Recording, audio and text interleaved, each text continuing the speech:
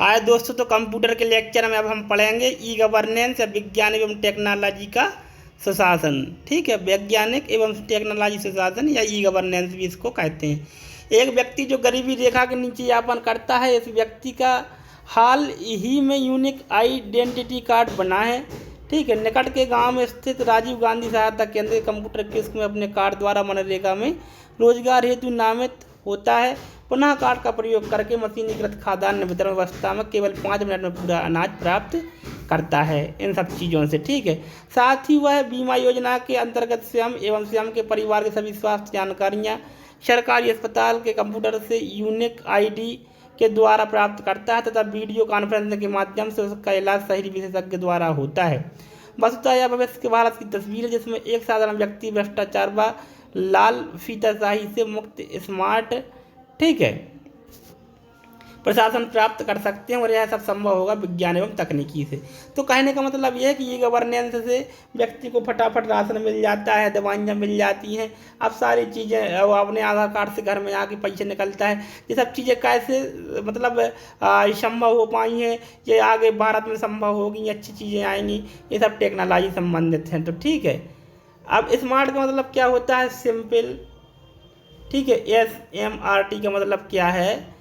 ये होता है S से सिंपल, M से मोरल यानी नैतिक, R से रेस्पॉन्सिबल जिम्मेदारियों को, ट्रांसफरेबल मतलब पारदर्शी, जो भी भाई काम हो रहा है ये दिखाएगा, और A से है अकाउंटेबिलिटी यानी उत्तरदायित्व, ये होता है स्मार्ट। ठीक है, साधारण, नैतिक, उत्तरदायी, जिम्मेदारी योग्य और पारदर्शी।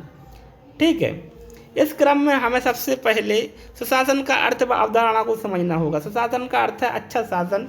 अवधारणात्मक रूप से सुशासन की निम्नलिखित परिभाषा दी जाती है। प्रशासन को समाज के लोगों के लिए उत्थान व विकासात्मक कार्य करने चाहिए।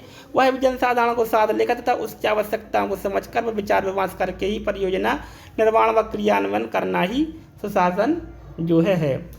आधुनिक समय में सुशासन की अवधारणा को विश्व बैंक की मनीला अभिघोषणा 1999 में दिए गए तत्वों घटकों के आधार पर व्याख्यायित किया जाता है। ये तत्व हैं जनोन्मुखता, विकेंद्रीकरण, जन सहभागिता, पारदर्शिता, समता व न्याय। इन तत्वों के समावेश से निश्चित रूप से कोई भी सुशासन में परिवर्तित हो जाएगा। इसी क्रम में UNDP संयुक्त राष्ट्र विकास कार्यक्रम ने भी सुशासन के निम्नलिखित घटक दिए हैं। नंबर 1, विधि का शासन, सतत विकास उन्मुख, समता या समानता का प्रेरित करना, लिंग समानता संतुलन प्रेरित, उत्तरदायी, सुविधा प्रदायक, विनिमायक, सांस्कृतिक विविधता को स्वीकार करें। ये सब चीज़ें काय की हैं। ठीक है, सब सुशासन के घटक हैं। ठीक है, आगे चलते हैं। अब हम सुशासन के संदर्भ में प्रयुक्त विज्ञान एवं तकनीक को समझते हैं। 1980 के दशक के बाद से विज्ञान एवं तकनीक के प्रत्येक उत्पाद मशीनों में जटिलता आई है। साथ ही संचार सूचना साधनों के निर्माण व प्रसार में तीव्रता आई तब वर्तमान युग को सूचनाओं का युग कहा जाने लगा।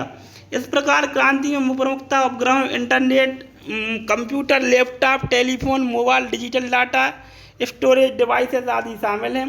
सुशासन हेतु मुख्यतः संचार तकनीकों का ही प्रयोग होता है। जैसे भारत में विभिन्न राज्यों को इंटरनेट से प्रत्यक्षतः जोड़ने के लिए राज्य वाइड एरिया नेटवर्क यानी स्वान का निर्माण किया जाना। ये क्या होता है? राज्यों को जोड़ने, इंटरनेट से जोड़ने के लिए क्या है? स्वान है। ठीक है, यह राज्य wide area, state wide area network का निर्माण किया जाना। या फिर दूसरा क्षेत्र शिक्षा के प्रसार हेतु एजुसेट उपग्रह के आधार पर वीडियो कॉन्फ्रेंसिंग आदि कक्षा लगाना। किंतु इन संचार तकनीकों के साथ पहले से प्रयुक्त सामान्य मशीन उत्पादों तथा उच्च तकनीक युक्त नवीन मशीनों यथा बायोमेट्रिक सिस्टम, ATM सुरक्षा हेतु बायो सेंटर का प्रयोग आदि भी वर्तमान में प्रशासन को सुगम व सरल बनाने के लिए किया जा रहा है। वर्तमान में संचार क्रांति के प्रभाव से ही कई विद्वान वैज्ञानिक व तकनीकी आधारित सुशासन को सूचना अभिशासन या ई गवर्नेंस के रूप में व्याख्यायित करते हैं। जैसा कि डगलग होल्म्स अपनी कृति ई बिजनेस और ई स्ट्रेटजी 2004 में वर्तमान तकनीक आधारित प्रशासन को ई गवर्नेंस के रूप में निरूपित करते हैं। साथ ही होल्म्स कहते हैं कि संकीर्ण दृष्टिकोण से ई गवर्नेंस का अर्थ सरकार की गतिविधियों में सूचना प्रौद्योगिकी का उपयोग तथा सरकार की सभी सूचना व नीतियों आदि को इंटरनेट पर ऑनलाइन रखना है। ठीक है, क्या है, इन सब चीज़ों का ऑनलाइन रखना है ताकि लोगों को आराम से देख सकें। ठीक है। इसी प्रकार एक अन्य विद्वान रास एल केली विज्ञान एवं टेक्नोलॉजी सुशासन को सरल शब्दों में परिभाषित करते हुए कहते हैं कि प्रशासन में कागजी कार्रवाई के स्थान पर इलेक्ट्रॉनिक साधनों के द्वारा कार्य संचालन करना, तो सरकार व समाज के साथ विभिन्न के लेन देन को इंटरनेट के द्वारा संपादित करती प्रत्यक्ष प्रशासन देना ही विज्ञान के तेजी से होते विकास के कारण से, ठीक है, प्रशासन को सुशासन जो है अपन कह सकते हैं। आगे आता है, इसमें अपन पढ़ेंगे अब कि साथ ही टेक्नोलॉजी सुशासन को निम्नलिखित कारणों से आवश्यक मानते हैं। ठीक है। तो जो विद्वान हैं क्यों इनको जो सुशासन को निम्नलिखित कारणों से आवश्यक मानते हैं कि टेक्नोलॉजी सुशासन जो है यहाँ पे आना चाहिए। विकास प्रशासन में गति लाने के लिए, समाज कल्याण योजना में पारदर्शिता लाने के लिए कि क्या कितना पैसा आ रहा है, क्या जा रहा है, क्या लग रहा है, ये सब चीज़ें।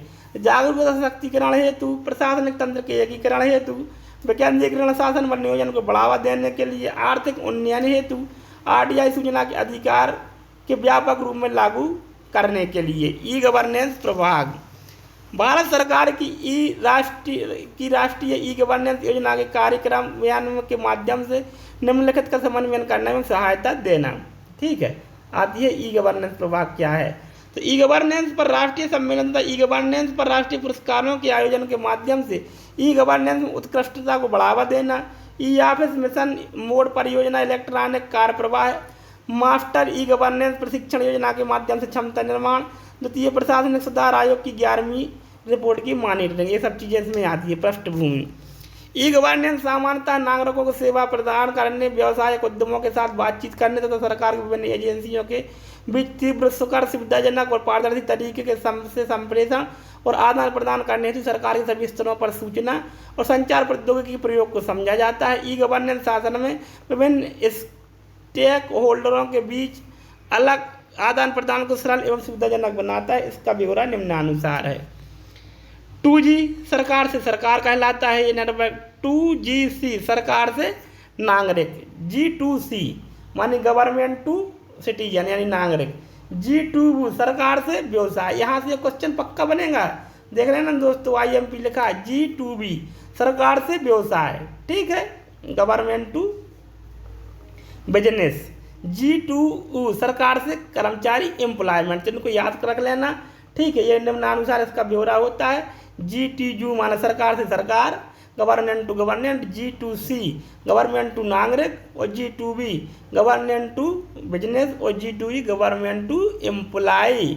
लक्ष्य ये गवर्नेंस का मुख्य लक्ष्य इस प्रकार है: नागरिकों को बेहतर सेवा प्रदायगी, पारदर्शिता और जवाबदेही का आरंभ, सूचना के जरिए लोगों का सशक्तिकरण, सरकारों के भीतर बेहतर दक्षता, व्यवसाय और उद्योग के साथ बेहतर कार्यकलाप।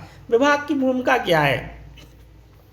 भारत सरकार की कार्य आवंटन नियमावली 1961 की द्वितीय अनुसूची के अंतर्गत ई गवर्नेंस प्रशासनिक सुधार और लोक शिकायत विभाग को आवंटित किए गए विषयों में से एक विषय है। विभाग को समग्र राष्ट्रीय उद्देश्यों और प्राथमिकताओं के अनुरूप ई गवर्नेंस कार्यकलापों को प्रोत्साहित करने का कार्य सौंपा गया है। इस कार्य में मुख्यतः वैचारिक संकल्पना एवं तकनीकी विशेषज्ञता के लिए इलेक्ट्रॉनिक्स एवं सूचना प्रौद्योगिकी विभाग के सहयोग के साथ संबंधित मुद्दों पर समग्र समन्वय करना शामिल है। आगे चलते सूचना प्रौद्योगिकी संबंधी स्थायी संसदीय समिति 2005 से 2006 ने अपनी 20वीं रिपोर्ट में ई शासन परियोजनाओं का कार्यान्वयन विषय की जांच की तथा अन्य बातों के साथ साथ निम्नलिखित सिफारिशें की है। समिति संस्तुति करती है कि सूचना प्रौद्योगिकी विभाग अब इलेक्ट्रॉनिक्स और सूचना प्रौद्योगिकी विभाग को क्रियाकलाप में तेजी लानी चाहिए। सभी प्रस्तावित समितियों, निकायों सहित कार्यक्रम प्रबंध संरचना के गठन को पूर्ण करना चाहिए। आवश्यक अनुमोदन प्राप्त करके उन्हें यथाशीघ्र प्रचलित करना चाहिए ताकि ई शासन परियोजनाओं के क्रियान्वयन को गति मिल सके। समिति सिफारिश करती है कि विभिन्न ई शासन परियोजनाओं के अंतर्गत विभिन्न सार्वजनिक सेवाओं की एक ही स्थान पर डिलीवरी के लिए प्रभावशाली एकीकृत डिलीवरी तंत्र स्थापित करने के लिए सूचना प्रौद्योगिकी विभाग को सभी लाइन मंत्रालयों, विभागों, राज्यों, संघ शासित क्षेत्रों के साथ समन्वय करना चाहिए। इन सबको समन्वय आपस में स्थापित करना चाहिए ताकि एक दूसरे से जुड़ सकें और जो है एक स्थान पर सारी डिलीवरियाँ जो है हो सकें। समिति संस्तुति करती है कि राष्ट्रीय ई गवर्नेंस योजना NEGP दस्तावेज मंत्रिमंडल के समक्ष बिना किसी विलंब के रखा जाए, ताकि NGP के अंतर्गत विभिन्न योजना तेज गति से एक सुनिश्चित मार्ग पर कार्यान्वयन की दिशा में आगे बढ़ सकें। सरकार के राष्ट्रीय न्यूनतम साझा कार्यक्रम में मूलभूत शासन की गुणवत्ता में सुधार को प्राथमिकता दी गई है और उस संदर्भ में साधारण जनता के हित के क्षेत्रों में बड़े पैमाने पर ई शासन को बढ़ावा देने का प्रस्ताव करती है। इस प्राथमिकता को ध्यान में रखते हुए इलेक्ट्रॉनिक्स और सूचना प्रौद्योगिकी विभाग तथा प्रशासनिक सुधार एवं लोक शिकायत विभाग द्वारा राष्ट्रीय ई शासन योजना NEGP तैयार की गई है। इसमें इस समय सामान्य मुख्य एवं समर्थक मूल संरचना सहित मुख्य घटक तथा केंद्र और राजस्थानीय सरकार के स्तरों पर कार्यान्वित करने के लिए कई मिशन मोड परियोजनाएं हैं। NGEP का लक्ष्य नागरिकता व्यवसाय के लिए सरकारी सेवाओं की प्रदायगी में सुधार करना है। तो इसका संकल्पनात्मक ठीक है विजन निम्नानुसार। नंबर 1, साधारण जनता को सभी सरकारी सेवा उसी के इलाके में सामान्य सेवा प्रदायी केंद्रों के माध्यम से उपलब्ध कराना। तो साधारण जनता की मूलभूत जरूरतों को साकार करने के लिए कम लागत पर लिए ऐसी सेवा की कुशलता, पारदर्शिता एवं विश्वसनीयता को सुनिश्चित करना। राष्ट्रीय ई शासन योजना इलेक्ट्रॉनिक्स एवं और सूचना प्रौद्योगिकी विभाग DIETY और प्रशासनिक सुधार और लोक शिकायत विभाग DAR&PG द्वारा राष्ट्रीय ई शासन योजना NEGP का सूत्रण किया गया। केंद्र सरकार ने 18 मई 2006 को 27 मिशन मोड परियोजना और 10 घटकों के साथ NEGP का अनुमोदन किया। सभी सरकारी सेवाओं को एक आम आदमी के लिए उसके आसपास सामान्य सेवा प्रदायगी बिंदुओं के माध्यम से उपलब्ध कराना और आम आदमी की मूलभूत जरूरतों को पूरा करने के लिए वहनीय मूल्यों पर उक्त सेवाओं की दक्षता, पारदर्शिता और विश्वसनीयता सुनिश्चित करना। NEGP की कार्यान्वयन कार्यनीति, मानक और विधि। इस शासन का क्रियान्वयन एक अत्यंत जटिल प्रक्रिया है जिसमें हार्डवेयर और सॉफ्टवेयर नेटवर्किंग प्रक्रम पुनः इंजीनियरिंग प्रबंधन बदलाव की आवश्यकता होती है। पिछले समय से सीखे गए पाठों और सफल ई शासन अनुप्रयोगों के अनुभव के आधार पर निम्नलिखित तथ्यों के साथ NGP के लिए एक मार्ग और विधि अपनाई गई है। ठीक है कि इस मार्ग पर चल रहा है, इस कानून से चल रहा है। सामान्य समर्थन मूल संरचना NEGP के कार्यान्वयन में सामान्य और समर्थन IT मूल संरचना की स्थापना ठीक है स्थापना शामिल है, जैसे राज्यव्यापी क्षेत्र नेटवर्क यानी स्वान, राज्यव्यापी राज्य डेटा केंद्र SDC, सामान्य सेवा केंद्र CSC आदि। शासन सक्षम प्राधिकारियों के निर्देश से NGP के कार्यान्वयन को निगरानी और समन्वयन के लिए पर्याप्त व्यवस्थाएं जो है प्रदान कराना। आगे आते हैं कि पर्याप्त की गई है सुविधा। इस कार्यक्रम में मानकों का विकास या अपनाना और नीति दिशा निर्देश, तकनीकी समर्थन प्रदान करना, क्षमता निर्माण, अनुसंधान और विकास आदि भी शामिल है। DITY को NIC, STQC, CDEC, NISG आदि जैसे विभिन्न संस्थानों सहित स्वयं को मजबूत बनाने की आवश्यकता है ताकि इन भूमिकाओं को प्रभावी रूप से निभाया जा सके। केंद्रीकृत पहल, विकेंद्रीकृत कार्यान्वयन। पहल कैसी? केंद्रीकृत और क्रियान्वयन कैसा? विकेंद्रीकृत। ठीक है। इस शासन को नागरिक केंद्रित अभिविन्यास सुनिश्चित करने के लिए अनिवार्य सीमा तक केंद्रीय प्रयासों के माध्यम से बढ़ावा दिया जा रहा है ताकि विभिन्न ई शासन अनुप्रयोगों के अंतर्गत संसाधनों का अनुकूलतम उपयोग सुनिश्चित किया जा सके। सार्वजनिक निजी भागीदारी PPP, जहां भी सुरक्षा के पक्षों में कोई समझौता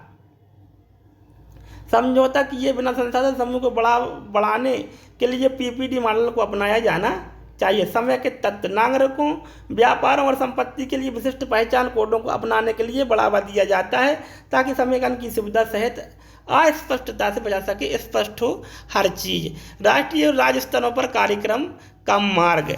NEGP के कार्यान्वयन के लिए विभिन्न केंद्रीय मंत्रालयों, विभागों और राज्य सरकारों को शामिल किया जाता है।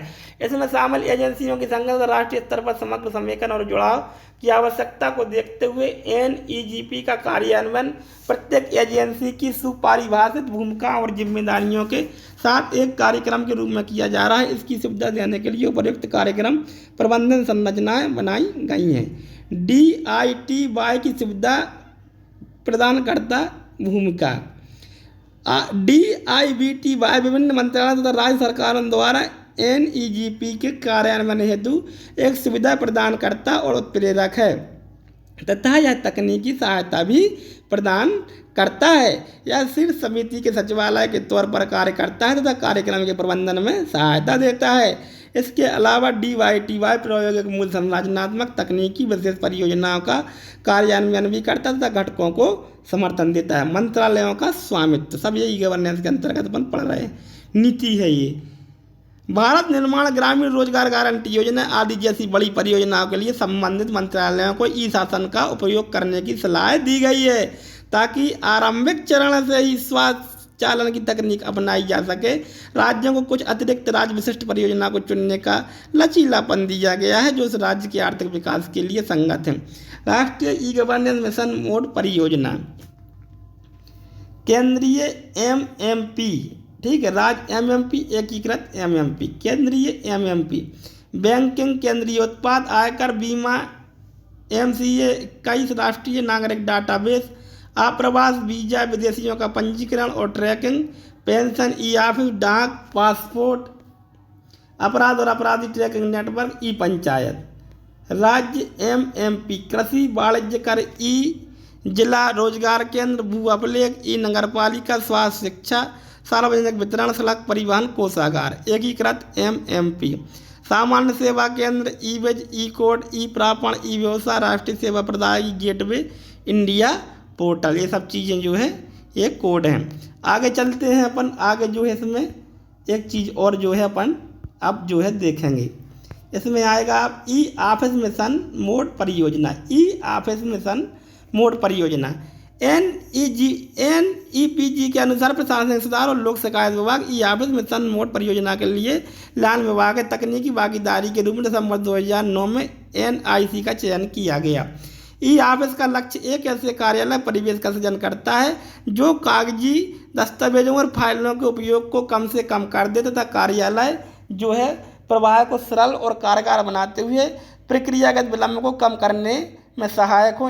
इसके मुख्य उद्देश्य इस प्रकार हैं: सरकारी अनुक्रियाशीलता की कुशलता, निरंतरता और प्रभावकारिता में सुधार लाना, कार्य में लगने वाले समय को कम करना तथा नागरिक चार्टर की मांगों को पूरा करना, प्रशासन की गुणवत्ता में सुधार करने हेतु प्रभावी संसाधन प्रबंधन की व्यवस्था करना, पारदर्शिता और जवाबदेही लाना, किफ़ायती ई भंडारण सुविधा प्रदान करना, कार्यालय परिवेश को उत्तम और पर्यावरण अनुकूलन बनाना। वर्तमान में NIC द्वारा विकसित ई ऑफिस में निम्नलिखित उत्पाद शामिल हैं। NIC द्वारा विकसित ई ऑफिस में निम्नलिखित उत्पाद शामिल है: फाइल प्रबंधन प्रणाली यानी ई फाइल, फाइलों और प्राप्तियों की प्रक्रिया को स्वचालित बनाती है। ज्ञान प्रबंधन प्रणाली KMS, अधिनियमों, नीतियों और दिशा निर्देशों जैसे विविध दस्तावेजों के केंद्रीकृत संग्रह केंद्र के रूप में कार्य करती है। छुट्टी प्रबंधन प्रणाली ई लीव, छुट्टी आवेदन अनुमोदन प्रक्रिया को स्वचालित बनाता है। इन सब में ऑटोमेटिक काम होता है, ऑनलाइन आवेदन लगाओ, ऑनलाइन स्वीकृति, सब चीज़ चलती हैं। दौरा प्रबंधन प्रणाली ई द्वारा अधिकारियों कर्मचारियों के द्वारा कार्यक्रम को स्वचालित बनाता है। कार्मिक सूचना प्रणाली अधिकारियों कर्मचारियों के रिकॉर्ड का रखरखाव करता है। सहयोग और मैसेजिंग सेवा, आंतरिक सहयोग और मैसेजिंग के लिए। राष्ट्रीय सूचना विज्ञान केंद्र की भूमिका और उत्तरदायित्व। नंबर 1, राष्ट्रीय सूचना विज्ञान केंद्र NIC e office mission mode परियोजना का तकनीकी भागीदार है। NIC ने कार्यालय ऑटोमेशन समाधानों के विविध मॉड्यूल, ई ऑफिस के विकास और डिसास्टर रिकवरी सहित अवसंरचना की स्थापना दोनों में निवेश किया है तथा केंद्र सरकार के सभी विभागों मंत्रालय को कवर करने हेतु और निवेश की आवश्यकता है। ठीक है, NIC तकनीकी ढांचा और ई ऑफिस उत्पादों का विकास जारी रखेगी जिसमें निम्नलिखित शामिल हैं। नंबर 1, प्रौद्योगिकी का चयन, उत्पाद अभिकल्प डिजाइन, ढांचा अपेक्षा विनिर्देशन, संरूपण प्रबंधन और संस्करण नियंत्रण, कोर्ट का कार्यनीति नियंत्रण, ई ऑफिस की सुरक्षा, गुणवत्ता नियंत्रण। इसके अतिरिक्त यह डेटा केंद्र और बैकअप नीति सहित सुरक्षा नीति के संबंध में प्रक्रिया और दिशा निर्देशों का पालन करेगा। इसके अतिरिक्त वर्ष 2012-13 के दौरान 6 मंत्रालयों विभागों में ई ऑफिस कार्यान्वयन की प्रक्रिया शुरू की गई है। विचाराधीन मंत्रालय विभाग इस प्रकार: जल संसाधन मंत्रालय, राजभाषा विभाग, विज्ञान प्रौद्योगिकी विभाग, कार्मिणी और प्रशिक्षण विभाग को छोड़कर संपूर्ण विभाग यह एक प्रायोगिक था। भारी उद्योग विभाग, संसदीय कार्यालय, मंत्रालय। ठीक है, आगे चलते हैं। राष्ट्रीय ई गवर्नेंस सम्मेलन। प्रशासनिक सुधार और लोक शिकायत विभाग द्वारा वर्ष 1997 में प्रत्येक वर्ष सूचना प्रौद्योगिकी विभाग एवं एक राज्य सरकार के सहयोग से ई गवर्नेंस पर राष्ट्रीय सम्मेलन का आयोजन किया जाता रहा है। सम्मेलन में सभी राज्य सरकारों के IT सचिव, केंद्र सरकार के अधिकारी, शिक्षाविद, उद्योगों के प्रतिनिधि आदि भाग लेते हैं। राष्ट्रीय ई गवर्नेंस सम्मेलन नीति निर्माताओं, व्यवसायकों, उद्योगपतियों तथा शिक्षाविदों को आदान प्रदान का एक सार्थक मंच उपलब्ध कराता है तथा उत्तम शासन के लिए एक कार्य योग्य कार्यनीति की सिफारिश करता है तथा आम आदमी को प्रदत्त सेवाओं के मानकों का सुधार करता है। राष्ट्रीय ई गवर्नेंस पुरस्कार। ई गवर्नेंस पहलों के कार्यान्वयन को मान्यता देने तथा उत्कृष्टता को बढ़ावा देने के लिए प्रशासनिक सुधार और लोक शिकायत विभाग राष्ट्रीय ई गवर्नेंस सम्मेलन के दौरान प्रत्येक वर्ष राष्ट्रीय पुरस्कार प्रदान करता है। निम्नलिखित श्रेणियों पुरस्कार दिए जाते हैं।